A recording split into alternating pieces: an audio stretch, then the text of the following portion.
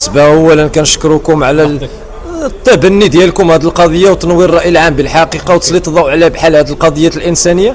لا شرف وحنا الهدف ديالنا هو نوصلوا القضيه، اما التعب ولا ما كيهمش، حنا الهدف ديالنا هو نوصلوا واحد الحاجه نعرفوا نتوصلوا للنتيجه ماشي غنوصلوها. بالنسبه للاخ محمد كاينين جوج نقاط. النقطه الاولى هي النقطه ديال واحد الوثيقه ربما تسربات في وسائل التواصل الاجتماعي ديال وثيقه سجنيه ديال اسبانيا كتحمل الاسم ديال مروان المقدم.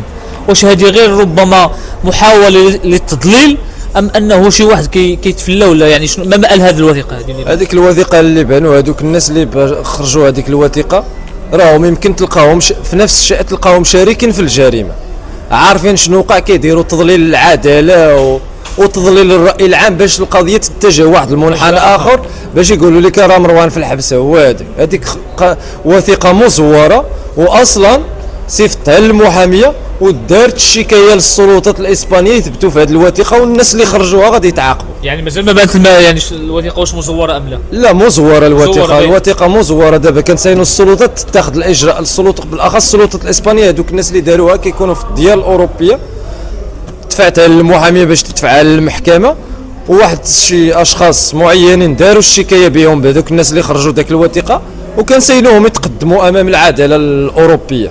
حيت هذاك التزوير اكبر حاجه كتضربها في الدوله المغربيه والدوله الاسبانيه والانتربول، وكدير التضليل على واحد القضيه وتشويش على واحد القضيه بواحد وثيقه مزوره، وهذوك كنتمناو يلقاو الجزاء ديالهم حتى هما. الاخ محمد هذه المحاولات هذو انا كتحليل شخصي كنشوفوا يعني كيأكد انه بالفعل راه كاين جهات ربما او اشخاص يعني مشاركين في الجريمه، لانه هذه المحاولات هذو يعني ماشي غير صدفه. مره يقولوا انه مروان راه متواجد في الجزائر، مره يقول لك في اسبانيا، مره يخرجوا وثيقه، مره يخرج شاهد.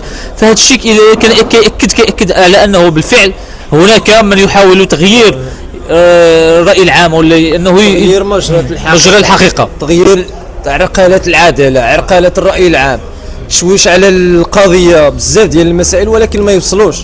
حيت الا حاجه ماشي حقيقيه ما كدومش، كيف كنقولوا له حنايا ماشي حاجه ماشي حقيقيه رجليها قصار دغيا غادي يكتشفوا، ما خلاو ما داروا ولكن خليهم يديروا حتى هما غادي ياخذوا الجزاء ديالهم.